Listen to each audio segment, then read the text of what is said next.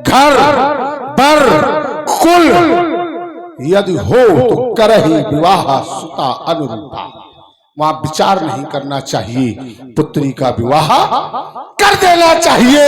नियमावली ये कह रही है, परंतु यहाँ है क्या, उसके विपरीत कार्य हो रहा है। जबकि सीता अलौकिक कन्या है, भूमिजा है, और यहां जो उपस्थित है ये सब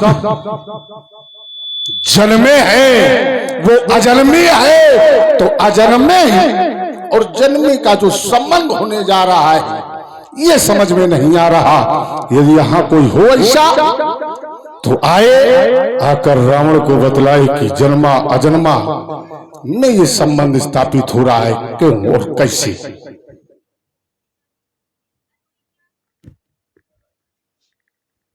मैथिली प्रांगण के मध्य देश देशांतर के नृपा देव यक्ष किन्नर गंधर्व ऋषि मुनि उपस्थित समस्त सूरवीरों, आप लोगों ने देखा श्री रावण जी का आगमन अति प्रसन्नता का विषय। क्यों? क्योंकि हमारे गुरुबंधु महात्मा श्री पुलस्त जी के नाते हैं, भगवान शंकर के अनन्य उपासक हैं, शैव संप्रदाय के हैं, हमारे जेठे बंधु हैं। तो हमारा कर्तव्य बनता है प्रथम शिष्टाचार, 4 वेद 6 शास्त्र समस्त पुराणों के ज्ञाता कंचन नगरी सम्राट पौलस्त कुलभूषण श्री रावण जी, जय जय श्री शंकर भगवान की। सोनितपुर नगरी से पधारे बलपुत्र बाण, बलि के प्राण बाण, भगवान शंकर से पिता और पुत्र का संबंध स्थापित करने वाले ऐसे महान बाण भगवान शंकर के शिष्य और भक्तों में ही अनंत भक्त और शिष्य। जय जय शंकर की। सुना आप लोगों ने श्री रावण जी की घोषणा। श्री रावण जी का प्रथम बिंदु है, श्रीमान जी ने एक नियमावली बताई।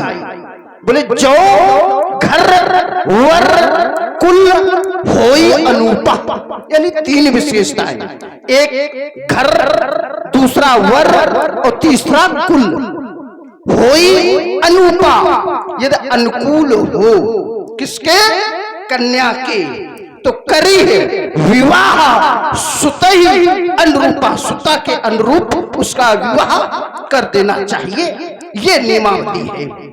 लेकिन श्रीमान जी, संसार में जितने भी नियम बने, जितने भी नियम बने हैं, ये आवश्यक नहीं कि हर जगह उन्हीं नियमों का प्रयोग किया जाए। जैसे अब जहां से सिद्धांत दे रहे हो, मैं वहीं की यात्रा करा रहा हूं आपको। इस नियम का निर्माण राजा हिमालय और मैना के द्वारा किया गया। कब? जब मां पार्वती का विवाह होने जा रहा था। विचार करो, क्या जिनके द्वारा इस नियम का निर्माण किया गया उनके द्वारा पालन किया गया? नहीं। जिस समय मां पार्वती के पद के लिए बोले बर बर, तो बर कैसा हम नहीं, लेकिन कुछ मनीषी कहते हैं कि बौरे है, वर है, लाग तपकीना। क्या संसार में प्रत्येक पिता को अपनी कन्या के लिए ऐसे वर की आवश्यकता होती है? ऐसे वर की आवश्यकता है। दूसरी बात, जब हम देखते हैं घर कैसा, तो उत्तर मिलता है परम रम गिरवर कैलाशु, जहां सदा शिव उमा निवासु। विचार करें, क्या कन्या के लिए ऐसे घर की आवश्यकता होती है कि कन्या विवाह के उपरांत पहाड़ों पर रहे? पहाड़ों पर रह के ऐसे घर की आवश्यकता होती है। और रही बात कुल की, तो आप भगवान शंकर के श्रेष्ठ उपासकों में उपासक हैं, आपसे ज्यादा कौन जान सकता है? तो इसलिए आपका द्वितीय बिंदु बोले सीता है अजन्मा, सीता है अलौकिक, और राजा जनक का जो प्रण है वो जन्मा लौकिक के लिए। ये आपने कैसे जान लिया कि राजा जनक का प्रण जन्मा लौकिक के लिए है? हमारी वाणी को अल्प विराम। बहुत सुंदर श्री बाणासुर। हालांकि परिश्रम बहुत अच्छा है, साधुवाद तुम्हारे इस परिश्रम।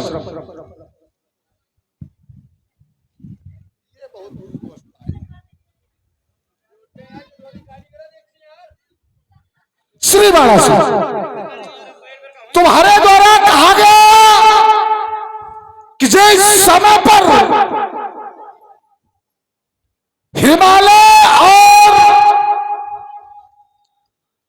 मैला के द्वारा पार्वती के विवाह का कार्य किया गया, तो बोले क्या वहां घर बर कुल देखा गया? तो श्रीमान जी थोड़ा सा विचार करो कि क्या वहां मैना के द्वारा ऐसा कार्य किया गया था? ना, वहां तो स्वयं पार्वती के द्वारा कराया जा रहा है, पार्वती के द्वारा तप किया गया। अनेक देवता गए, सभी ने जाकर पार्वती को समझाया, परंतु वो मैया नहीं मानी, और जब नहीं मानी तो फिर उसका फल उनको मिला, वही वर मिला। और यहां क्या कोई किसी के द्वारा योगी जनक से कहा जा रहा या सीता को समझाया जा रहा? वहां तो अनेकानेक प्रकार से मैया को स्वयं उनकी मैया मैना ने समझाया कि अभी भी पुत्री कुछ नहीं बिगड़ा है, चयन तुम्हारा गलत है, विवाह से मना कर दो। तब भी मैया ने वहां इनकार नहीं किया। और यहां की स्थिति क्या है? यहां की स्थिति क्या है कि श्रीमान जी प्रण सुनाया जा रहा है नेपालों का, और खोज हो रहा है श्रेष्ठ, खोज श्रेष्ठ की हो रही है, और श्रेष्ठ को खोजा कहा जा रहा है नरपालों के बीच में।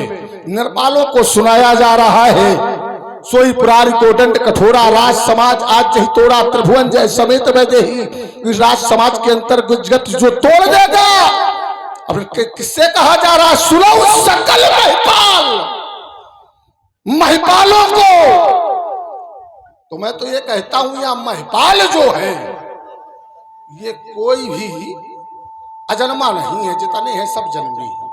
क्यों आए कौन? देवधनुष धर्मनु शरीरा। तो श्रीमान जी ये बात आपकी यहां से खत्म। अब एक शब्द और आया, लास्ट अंतिम बात को आपने लिया, बोले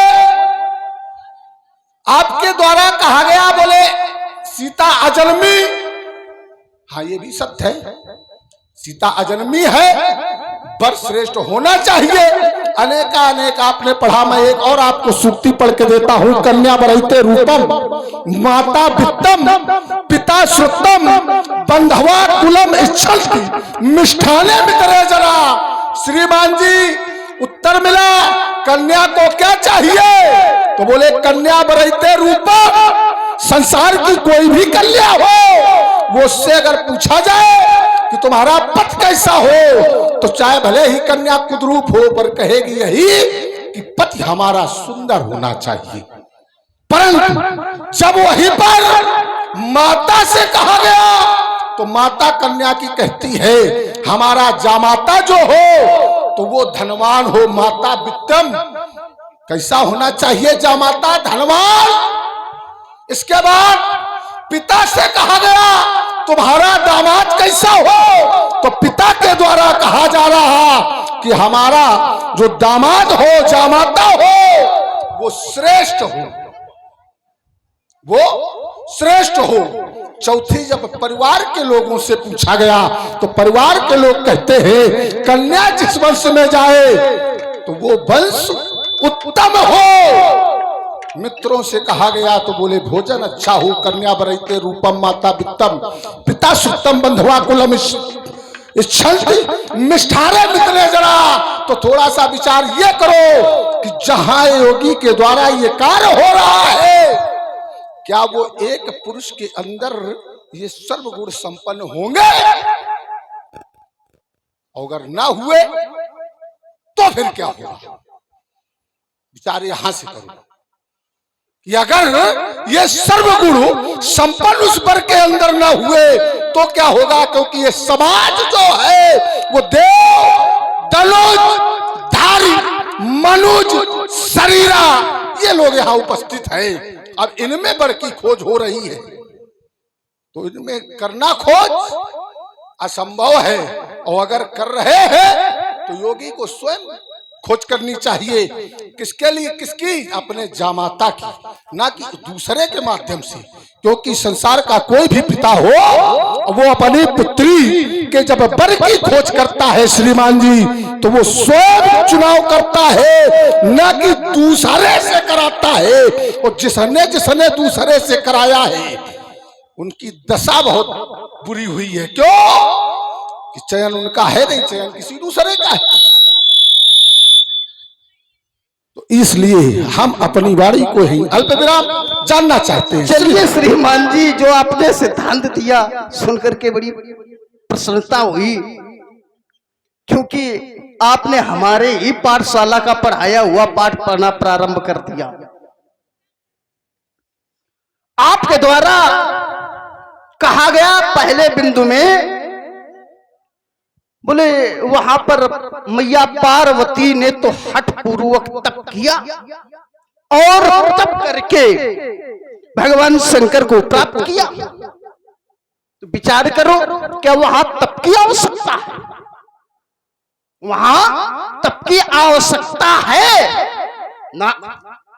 जब बाबा नारद के द्वारा कह दिया गया, नारद वो नारद जिनके लिए कहा गया है नारद बचन सदा शुच साचा, जिनके वचन सर्वथा शुद्ध होते हैं, ऐसे नारद बाबा के द्वारा कह दिया गया कि यद्यप वर अनेक जग माही, यही कहूं शिव तज दूसर नहीं।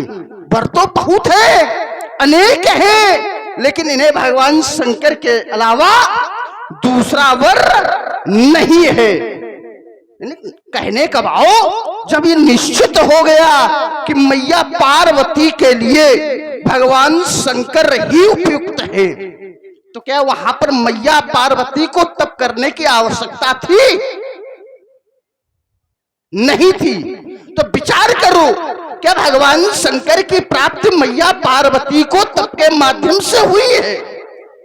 ना, ये तो स्पष्टीकरण तप करने के पहले ही बाबा नारद के द्वारा कर दिया गया था। तो इसलिए जो आपने सिद्धांत दिया है ये लागू नहीं होगा। दूसरी बात आपने एक रखी कि राजा जनक के द्वारा जो प्रण किया गया है वो राज समाज के लिए सुनाया गया है महिपालों को। तो भाई राजा जनक ने कोई अनुचित कार्य तो किया नहीं है। भाई राजा जनक जो है राजा है, और राजा होने के साथ साथ उन्होंने यदि राज समाज में अपना प्रण किया तो कोई अनुचित नहीं किया।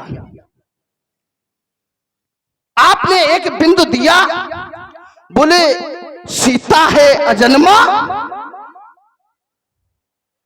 तो क्या विवाह जन्मे व्यक्ति के साथ में होगा? तो श्रीमान जी, इस प्रण से यह स्पष्ट नहीं होता कि इन्हें तोड़ने वाला कोई अजन्मा होगा। हो सकता है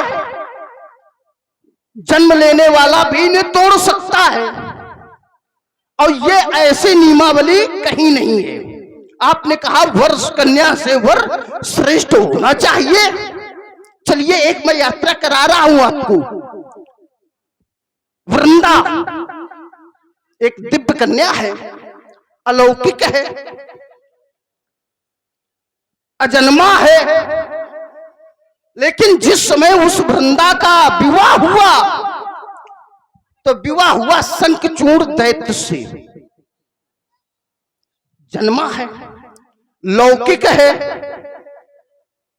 यहां कन्या है अजन्मा, कन्या है दिव्य, और जो उसका वर मिला वो है साधारण दैत्य। श्रीमान जी, ये आवश्यक नहीं है कि कन्या के लिए वर उससे श्रेष्ठ होना चाहिए। दूसरी बात, आपने एक सिद्धांत लागू किया, बोले कन्या वरयते रूपम, तो ये भी आवश्यक नहीं। हर जगह, मैंने पहले कहा था कि हर सिद्धांत हर जगह लागू नहीं होते हैं। अगर कन्या रूप का वर्ण करती है तो बाबा नारद के द्वारा मैया सती को पहले बता दिया गया, जोगी जटिल अकाम अनंग अमंगल भेष। तो क्या ऐसे रूप का वर्ण कन्या करती है? ऐसे रूप का वर्ण कन्या करती है? तो श्रीमान जी, रही बात इन्हें जो तोड़ेगा, तो ये हमारा मानना है कि वो रूपवान भी होगा, धनवान भी होगा, बलवान भी होगा। राजा जनक के प्रण के अनुसार त्रिभुवन जय समेत वैदेही दिन ही विचार वरों हटते ही। जब वो त्रिभुवन विजेता होगा तो क्या धनवान नहीं होगा? भाई, जब त्रिभुवन विजेता होगा तो क्या वह धनवान नहीं होगा? और जब वह धनवान होगा तो हमारा ऐसा मानना है कि वो रूपवान भी होगा। क्यों? क्योंकि अमुख देख सब नृप ही हारे। अब जब किसी को देख करके राजा श्रीहत हो गए तो क्या वहां बल देखा गया? भाई, किसी के रूप को देख करके ही श्रीहत हुए तो वहां सभी लक्षण होंगे। रही बात, अभी तक आप कहते रहे, लेकिन अब एक बिंदु हम आपको दे रहे हैं कि इस धनुष को तोड़ने वाला अजन्मा नहीं बल्कि जन्मा ही होगा। क्यों? हम इतने दावे से ये शब्द कैसे कह सकते हैं? उसका कारण है क्योंकि ये समस्त मिथिला के जो वासी हैं, इनके मन में ऐसा विश्वास है और ऐसा ये जानते भी हैं, अस प्रतीत सबके मन माही और अमुख चाप। कौन? अमुख। अब हम नाम का उच्चारण नहीं करेंगे आप लोग। अमुख चाप तोड़ब सकना ही, इसमें कोई संदेह नहीं है। हमारी वाणी को अल्प विराम। श्री बाणासुर, तुम्हारे द्वारा एक बड़ा सुंदर क्रम लाया गया। तुम्हारे द्वारा कहा गया, बोले वृंदा का वृक्षान उठा के रख दिया गया। बोले वृंदा, और बोले कहा? वो जलंधर शंखचूड़। शंखचूड़ उसी को कहा गया जलंधर। जलंधर दूसरा है, ये वृंदा वही जलंधर वाला है। अरे ना शंखचूड़ पे ना ले जाओ, ये तुम हमें ना बताओ ना, ये वहां ना ले जाओ, पहले यहीं पे पकड़ो, वो विषय अलग करो। वहां और यहाँ दोनों का क्रम एक ही है। अगर वहां वृंदा अजन्मी है तो श्रीमान जी इधर भी जलंधर भी अजन्मा है। शंखचूड़ से तुम ना जोड़ो क्योंकि वो तो जन्मा है, पर ये अजन्मा वाला है जहां हम लेके चलते हैं। एक वृंदा अजन्मी है तो इधर जलंधर भी अजन्मा है। वो भी गर्भपात से नहीं आया, भगवान शंकर ने उसे अजन्मा है। जल से उत्पत्ति जलंधर की, तब तो उनका वर्णन ठीक है। परंतु यहां आपके द्वारा एक शब्द कह दिया गया, ज्यादा ना कह के केवल एक बात तुम्हारे द्वारा कहा गया। जिस समय प्रवासियों ने देखा तो उन्होंने विचार कर लिया, तो उसके विचार में जला प्रवासियों के विचार से कहीं उसका जन्म नहीं सिद्ध होता है, उसका अवतार होगा तभी वो तोड़ेगा। क्योंकि ये जो कन्या है श्रीमान जी, लौकिक का वर्ण लौकिक के साथ होता है, पारलौकिक का वर्ण सदैव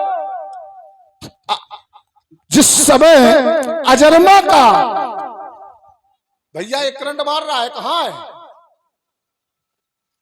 अजन्मा का वर्ण सदैव पारलौकिक करता है। विचार करो, कन्या से वर श्रेष्ठ हो तो जब लौकिक दृष्टि में देखते हो तो लौकिक ये समझ पाल महिपाल है, इनका वर्ण ये आपस में कर लेते हैं क्योंकि ये लौकिक स्थिति में है।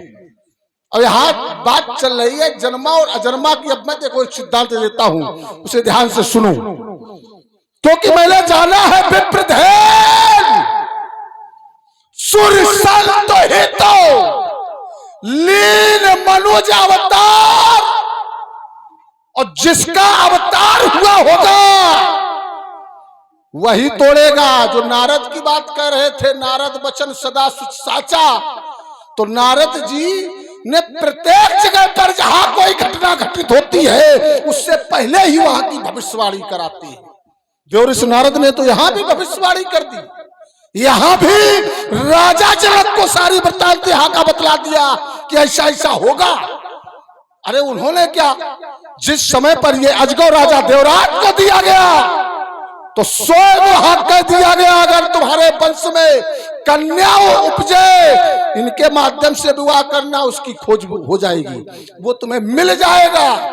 अब कौन मिल जाएगा? अब ये बात भेद है, ये छिपा रहने दो, वो मिल जाएगा। तो खोज तो चल रही है, परंतु खोज में थोड़ा अंतर है। प्रण जो है ये साधारण लोगों को सुनाया जा रहा है, यही असाधारण लोगों को सुनाया जाता तो ये रावण शांति से बैठकर देखता, कोई विरोध नहीं करता, कोई आपत्ति मुझे नहीं होती। बात ये है श्रीमान जी। हाँ, बड़ी चतुरता दिखाई आपने। क्यों चतुरता ये दिखाई, आपने जन्मा और अजन्मा के क्रम को बड़ा घुमाया है। मैं दो शब्दों में स्पष्ट किए दे रहा हूं। हाँ। जन्मा कौन है और अजन्मा कौन है? तो जन्मा वह है जो किसी माध्यम से शरीर को धारण करता है। जन्मा वह है जो किसी न किसी माध्यम से शरीर को धारण करता, उसे कहते हैं जन्मा। और अजन्मा वह है जहां कोई माध्यम नहीं होता है और मनीषी कह देते हैं निज इच्छा निर्मित तन माया गुण, तो वो है अजन्मा। जहां के लिए आप संकेत कर रहे हो वहां भी कह दिया गया, जिस समय पिता ने सुना तो क्या ये सुना कि हमारे यहां बालक का अवतार हुआ या प्रकट हुआ ना? क्या सुना? दशरथ पुत्र जन्म सुन का नाम। क्या सुना? पुत्र जन्म। कि ये सुना कि नहीं अजन्मा है पुत्र, यही सुना तो यही गया दशरथ पुत्र जन्म सुन का नाम। और जब जन्मा है तो अजन्मा कहां से? दूसरी बात आपने कहा बोले वो अवतारी कोट का होगा, वो अजन्मा होगा, तो ये सिद्धांत हम नहीं मानते। क्यों? क्योंकि यहाँ एक सिद्धांत और भी है, पुनि नारद कर मोह अपारा बहुर कहू रावण अवतारा। तो रावण भी तो अवतार कोटि है, तो क्या हम रावण को अजन्मा मान ले? रावण को हम ब्रह्म मान ले या कौन मानेगा? तो श्रीमान जी जितना बोलो बड़ा सोच विचार करके बोलो। हमारी दृष्टि में वो जन्मा है, आपकी दृष्टि में भले ही वो अजन्मा हो। हमारी बाड़ी को अल्प विराम बहु छोटे छोटे शब्दों में तुम्हारे द्वारा कहा गया बोले हमारी दृष्टि में वो जन्मा है, और मैं कह रहा हूं हमारी दृष्टि में वो जन्मा है। क्यों? जिसे तुम जन्म दर्शा रहे हो श्रीमान जी, इतना विवेक लगाओ कि जिसका जन्म होता है वो कभी प्रकट नहीं होता है, और यहाँ पर जिसे तुम जन्म से संबोधित कर रहे हो वो प्रकट हुआ।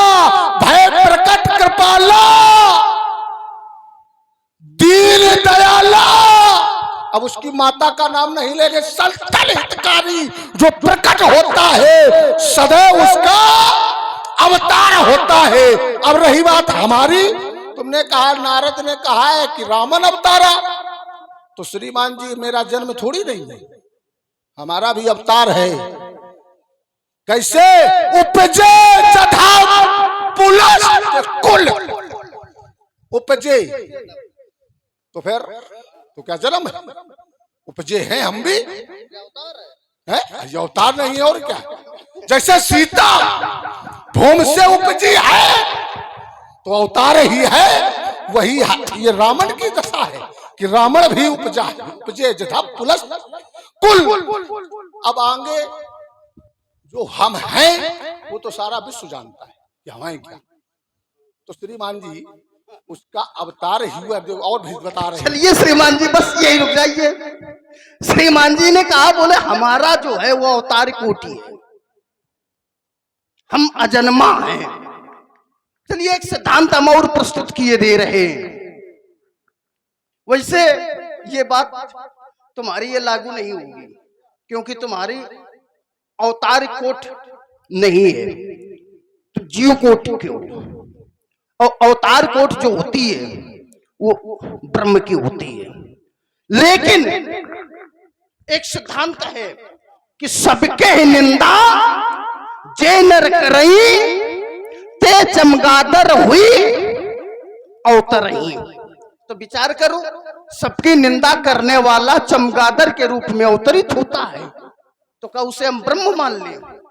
वो ब्रह्म होगा ना। अब श्रीमान जी एक सिद्धांत और दे रहा हूं, अगर इतने में आपके समझ में आ गया तो ठीक है, नहीं तो फिर ऊसर बीज बये फल जथा।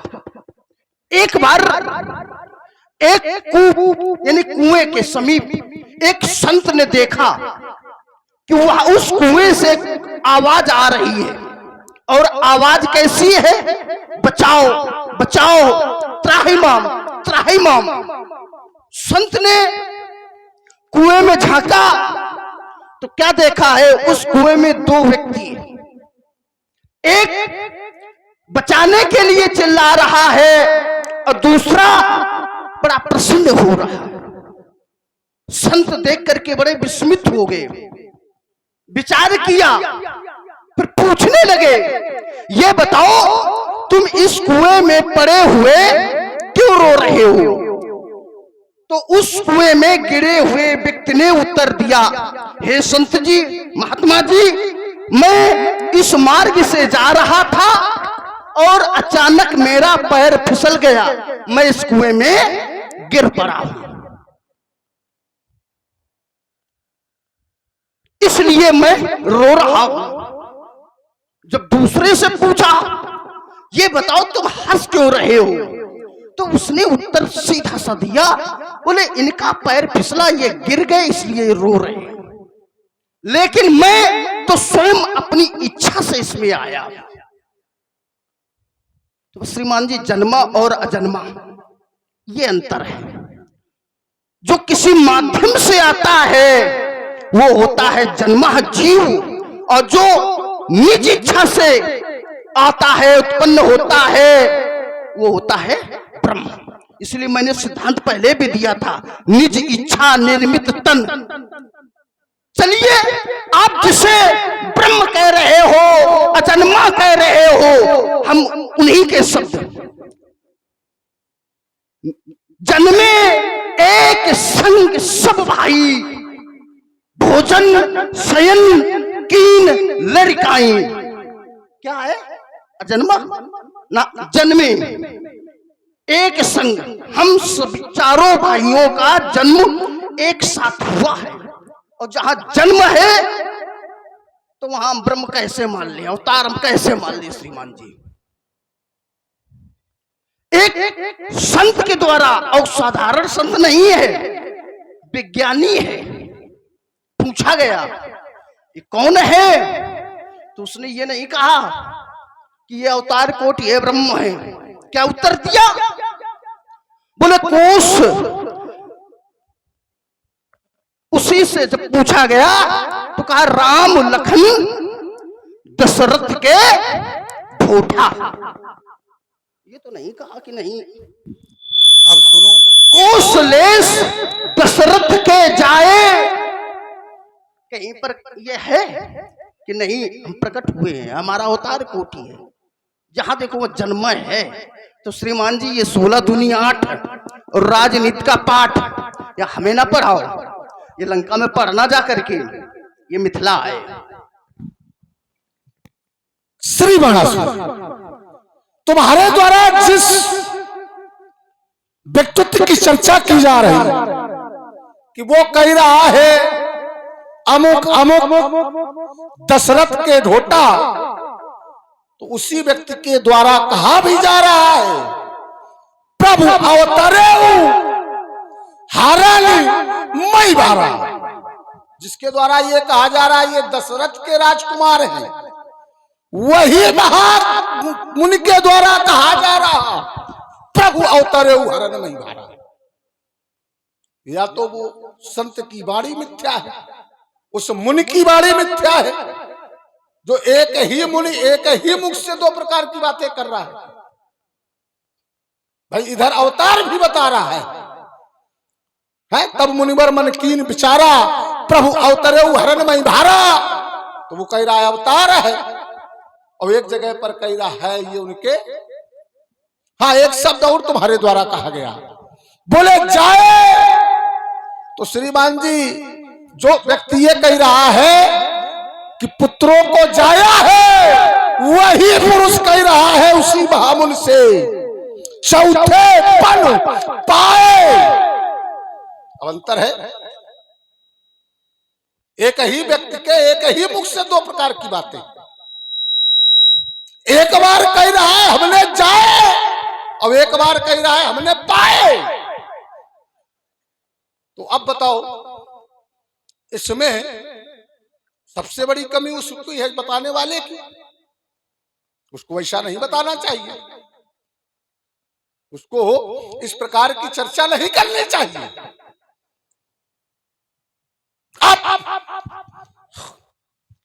श्रीमान जी रही अजगों की बात, तो इधर देखो जिस समय पर विश्व में त्राहिमाम मचा हुआ था, तो इनके द्वारा उस समय पर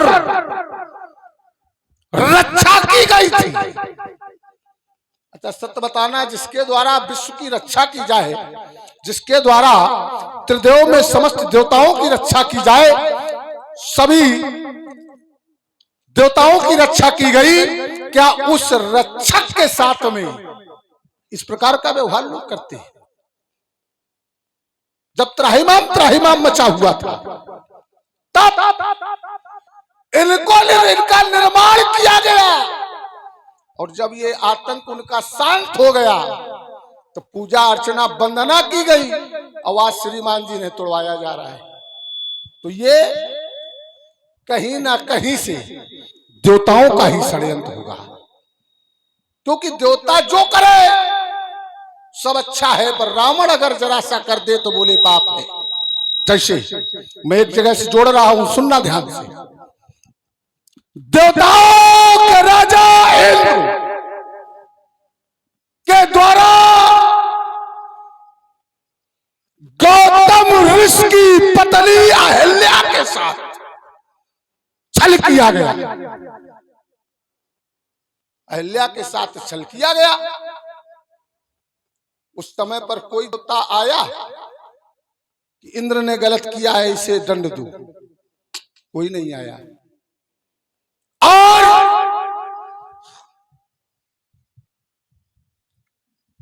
चंद्रमा के द्वारा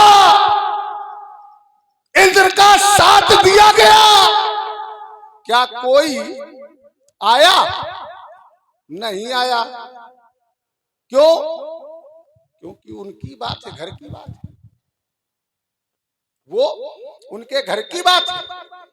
और जब जलंधर के द्वारा समस्त देवताओं को दंडित किया गया तो सब आ गए, बोले घेरो मारो, जल्दी पकड़ो।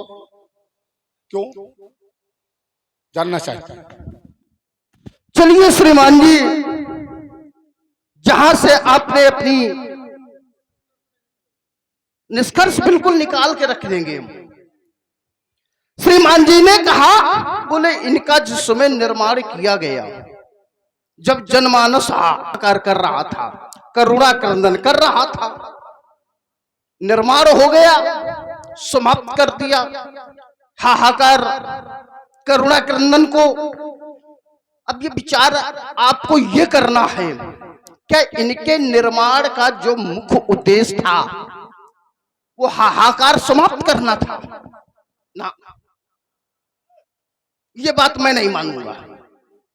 हम सिद्धांत दे रहे हैं, इनके निर्माण का जो मूल उद्देश्य है उस सीता विवाह को ही संपन्न कराना है। तान नरसिंह पुराण का सिद्धांत है। हाँ, ये जल्दी से किसी से सुनोगे नहीं। तान दृष्टा पूजित्वा तू जनकस्य यतः तः यत् सीता समुत्पन्ना। कौन? धनुर्महेश्वर महता,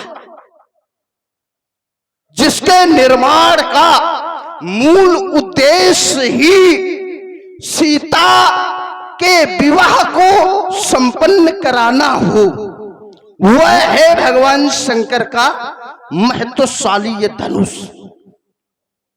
के निर्माण का मूल उद्देश्य ही यही है, और उन्हीं के जिसलिए इनका उद्देश्य है निर्माण का, और उसी उद्देश्य को पूर्ण करने के लिए इन्हें समाप्त किया जा रहा है, तो कोई अनुचित नहीं किया जा रहा है।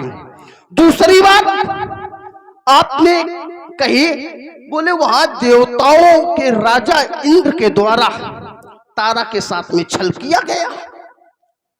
तो श्रीमान जी, यदि तारा के साथ में छल किया गया तो वहां इंद्र को दंडित भी तो किया गया है, श्रापित भी तो किया गया है।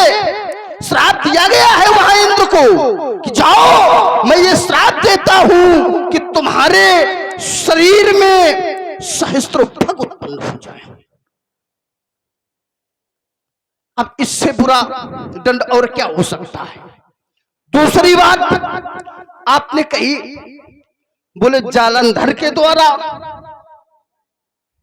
अपराध किया गया, क्या परिणाम हुआ? तो श्रीमान जी, जालंधर के साथ में जैसा अपराध किया गया था वहां भी उसको वैसा ही दंडित किया गया है। व्यक्ति को कर्म के अनुसार ही फल की प्राप्ति होती है। जैसा जिसका कर्म होता है उससे वैसे ही फल की प्राप्ति होती है।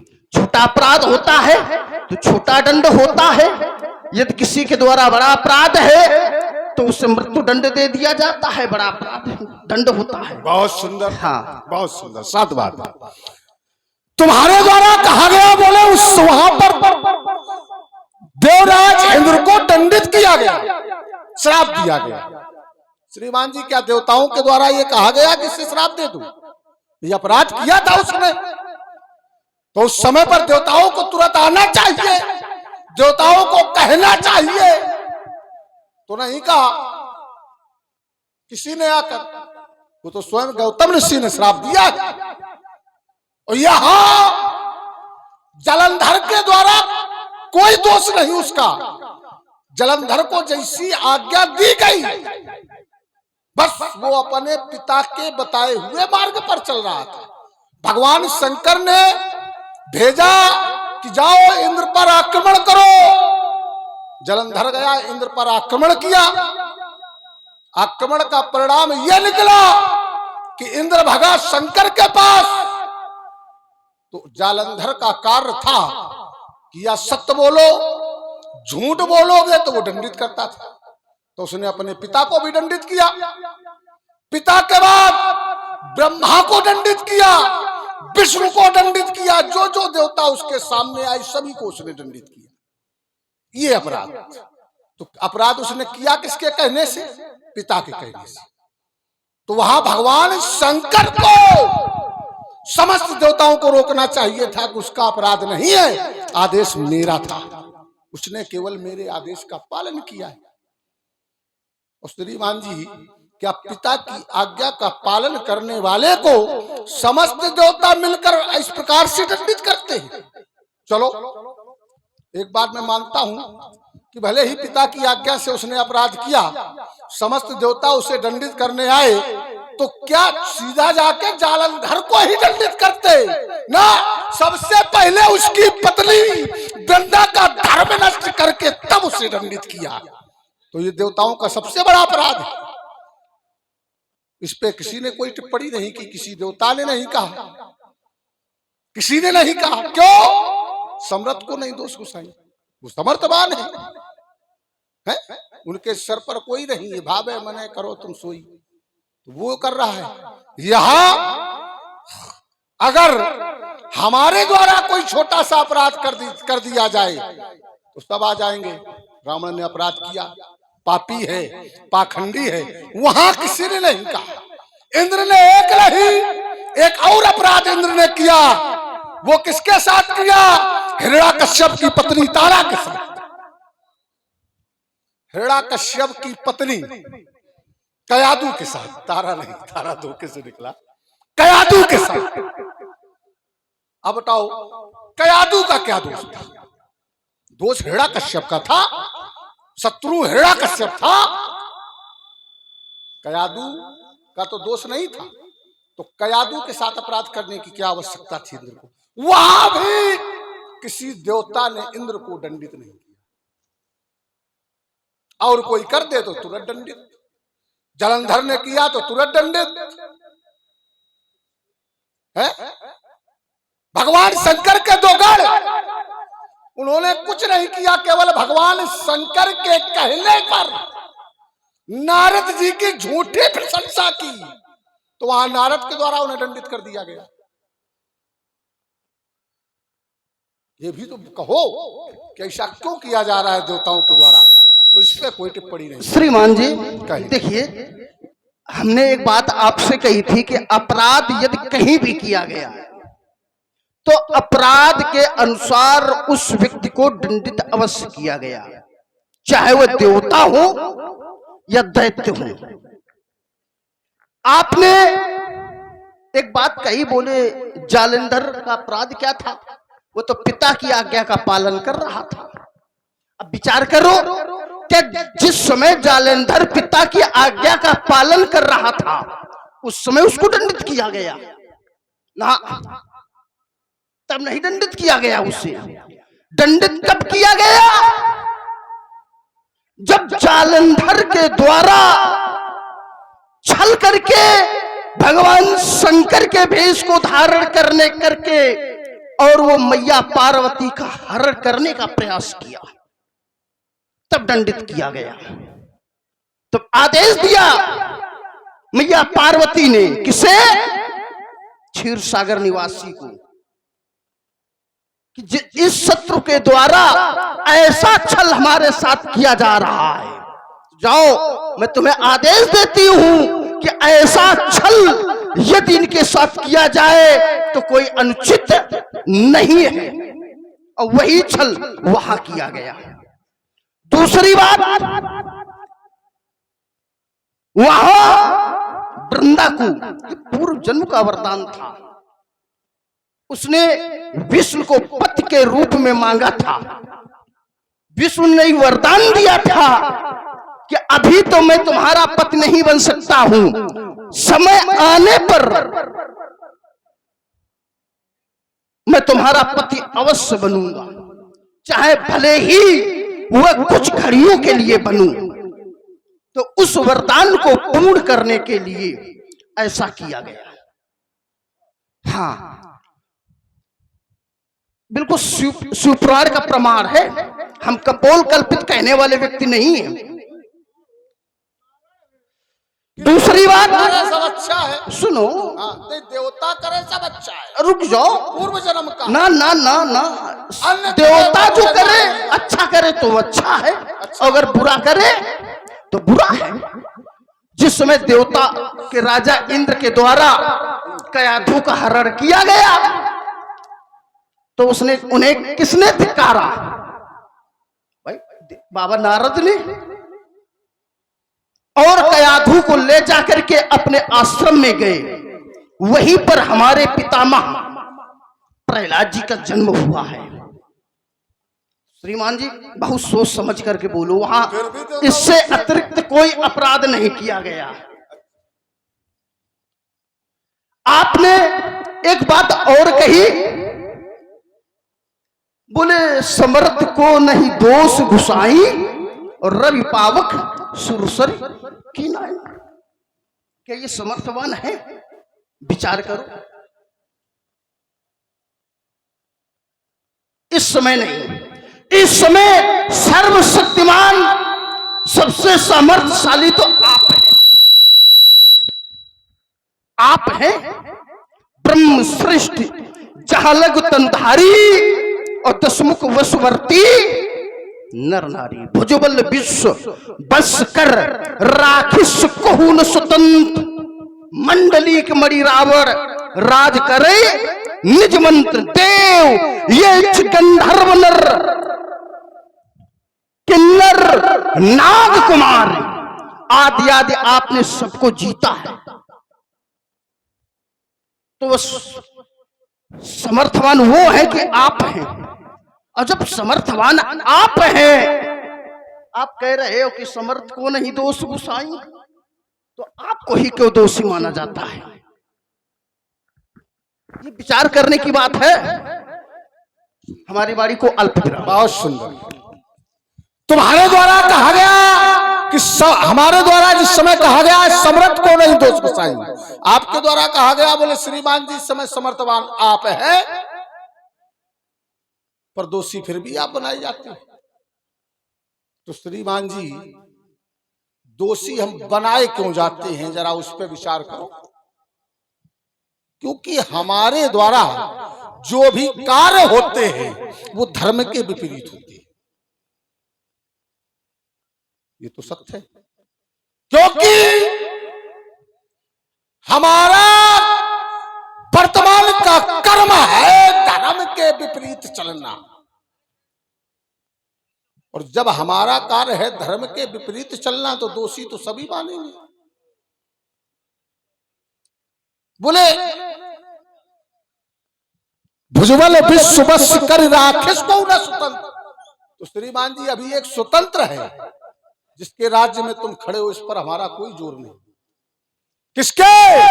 मिथिलेश्वर के ऊपर, सीरध्वज के ऊपर हमारा कोई दबाव नहीं है। ये कपोल कल्पित कोई वो हमारे बस में है ही नहीं। इसे ना वो हमारे बस में नहीं, और तो सभी है। भुजबल विश्व बस कस राखिस को न स्वतंत्र मंडलीक मणि रावण राज करे निज मंत्री। सब तो है, परंतु एक यही नहीं है सीरध्वज। तभी तो ये आतंक चल रहा है। अगर ये मेरे अधीन होता तो फिर ये स्वयंवर ना होता। हाँ बढ़ा रहे हैं, इसलिए इधर देखो। अब नहीं धनुष कर्षण होगा। यदि आज मैथिली अधिवेशन में इस अजगब का कर्षण होगा तो चमचम चमके चंद्रहासमन बाणों का वर्षण होगा। ये बाणों द्वारा आग निकलकर उस अंबर में लग जाएगी। फिर लौट मैथिली अधिवेशन में ये महाप्रलय मच जाएगी। लोथों के लग जाए पहाड़ों, ये सोनी सरता बह जाएगी। अरे हो सुनेंगे बलनंदन के डर लगता है। आज तो शत्रु उठा रहे हो तो हमें भी उठाने दो, तब हो सुनेंगे बलनंदन और बात समझ में आएगी। ये प्राण बचाकर भाग पाओ न प्राणों का शोषण होगा। यदि आज सामने तस्कंदर के अजगब का कर्षण होगा। श्रीमान जी ये हमारी भी आज इस मैत्री प्रांगण के मध्य स्पष्ट घोषणा है। यदि आज मैत्री अधिवेशन में ये नहीं धनुष का कर्षण होगा तो फिर वारासुर के बाणों का आज यहाँ पर वर्षण होगा।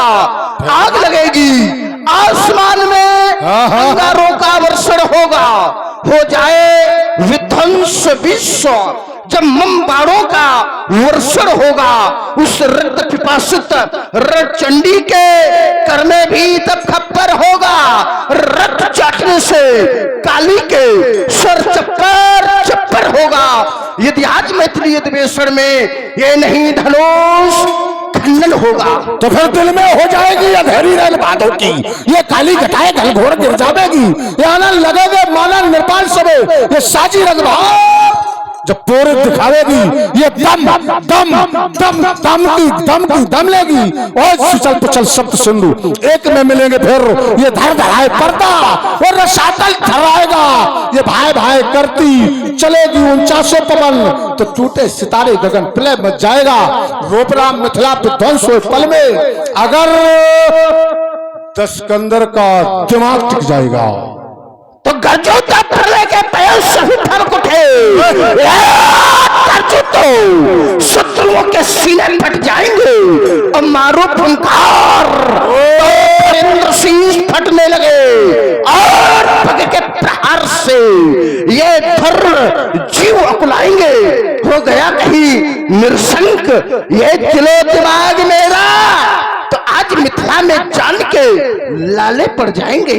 बारिश भी जानता नहीं मैं जहरी नाग बिस्वाला हूँ, ये दृष्टि के पड़ते रथ रोकते दिवाकर, तो शत्रुघ्न भंजन की भक्ति ज्वाला हूँ, ये शांत में मलियागिरी क्रोध में ज्वालामुखी, मित्रों के अर्थ में पीयूष का प्याला हो, मित्रों के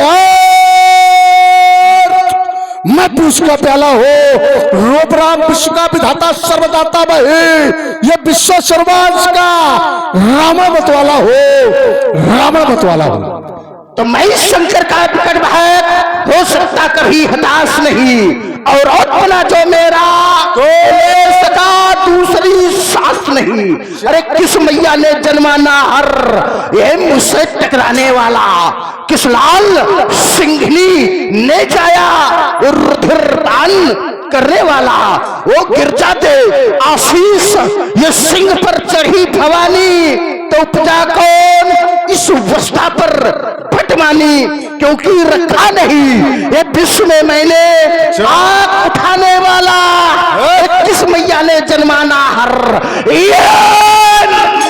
टकराने वाला, तुमसे टकराने वाला तो देखो, मिथिला में तुम नाम कमा लो, दिखा लो जोर जवानी का, भूमंडल पर नहीं किसी की मेरी ऐसी सानी का, ये रचना जिसने 64 युग तक राज किया, ये भू पाताल आकाश सभी को जिसने जीत लिया, आज तो उसकी सेवा में ये अर्पण कर जिसने शीश दिया, आज तो उससे बरजे का बेटा जिसने प्राप्त किया, मैं वही वीर लक जिसे शत्रु में खाता, मानो की है बात तरक लग दानो भी है सब चाहता, दानवीर अब मत कर मनमानी का, न चमचम चमके चंद्रहास, तब घर ढूंढोगे नामी का, मिथिला में तुम नाम कमा लो, दिखला लो जो जवान, देखो नाम भी कमाएंगे और जवानी का जोश भी दिखाएंगे, इसलिए खुला बच्चा तुम करो वार, देखो फिर जोर जवानी का, ये खुला बच्चा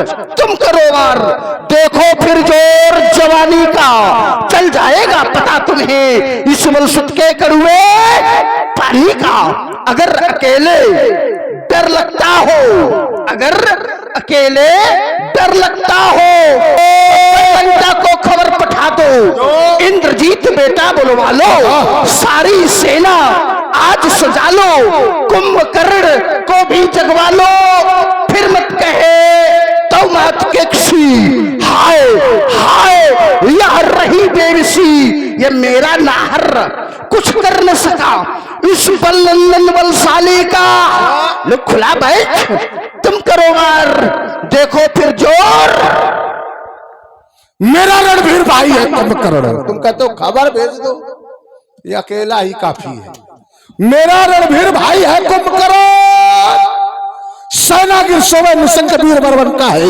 मेरा शहजादा कहलाता है मेघनाथ, जीता सुरेंद्र से काल की न शंका है, जानकर साउद इस घोंते निशाचरों की, तो मणियों से बनी सुसज्जित सोने की लंका है, नित्य प्रति मृत्यु आकर चरण पखारती मेरी, नित्य प्रति मृत्यु आकर चरण दबाती मेरे, उस लंका में इस नाहर का बाज रहा डंका है, बाज रहा डंका है। देखो ये झूठी व्यर्थ की कहावतें ना करो, ये तुम्हारा डंका नहीं बज रहा है, डीक नहा को लंका पार, तुम नहीं किसी से कभी लड़े, तुम सब जब जब जहां भिड़े हो, भूले याद पाताल मत, अरे बच्चों की चपाट पिटाई को लाते साली की भी खाई, तब याद आई थी नानी को उस रोज शास्त्रा बाहू ने सब शान किरकिरी कर दी थी। भूल गए ये सुध है रेवा नदी के तट पर सब मट्टी पलीत कर दी थी।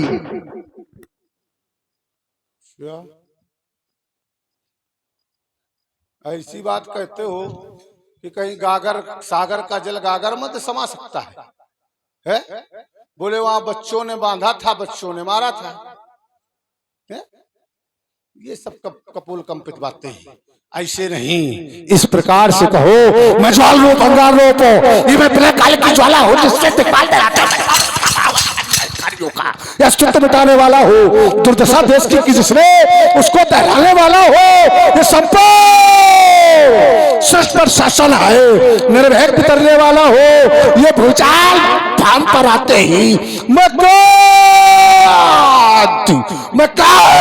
बचाने वाला हूँ। मैं ज्वाल रूप अंगार रूप काल की ज्वाला। श्रीमान जी देखो, हम कपोल कल्पित तो कभी बोलते ही नहीं। अच्छा। जितना बोलते बिल्कुल प्रमाणित बोलते हैं। बलि ही चितन एक गय पताला तो राखे बांध से सुन है साला, है माने घोड़ा घोड़साला। तो जितनी बात प्रमाणित है, इसलिए मैं मचल गया युद्ध स्थल में तो मुझको कौन संभालेगा। अरे जग जन्मा नहीं लाल मैया का जो तुमको आज बचा लेगा। अरे इस खाड़े से ये ज्वाला निकलेगी, फिर आग लगेगी पानी में, सब सिखी सिखाई भूल जाओ इस चढ़ती हुई जवानी में। ये अस्त्र वस्त्र सब तज करके इस मिथिला में छिप जाओगे और मिल गई राह युद्ध भगने की तो श्रीमान जी सुबेरा नहीं होगा अंधेरे में।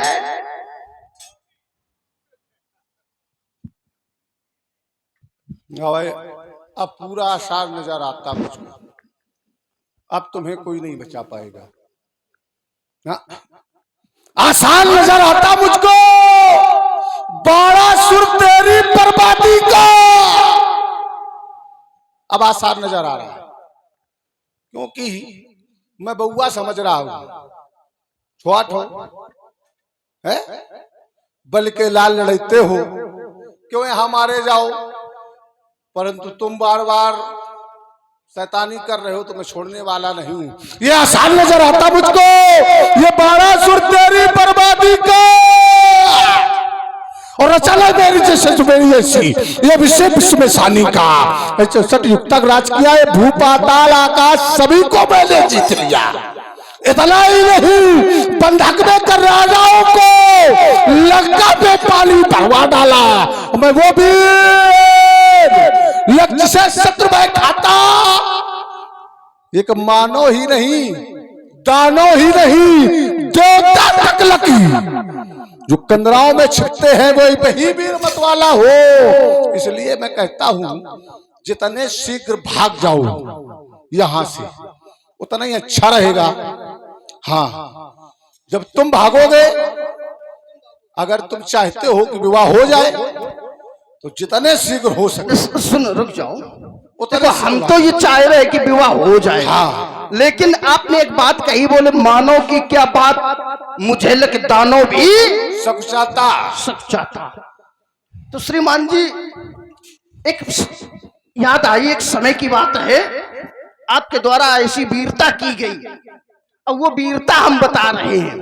वो क्या वीरता की गई जहां दानो भी सच्चाई है। एक समय की बात दशानन, भीलों ने तुमको घेरा था, निस्तब्ध कर दिया बाड़ों से, फिर मारा बहुत झपेड़ा था। कारण था उसका यही एक, मैं तुमको आज बताता हूं।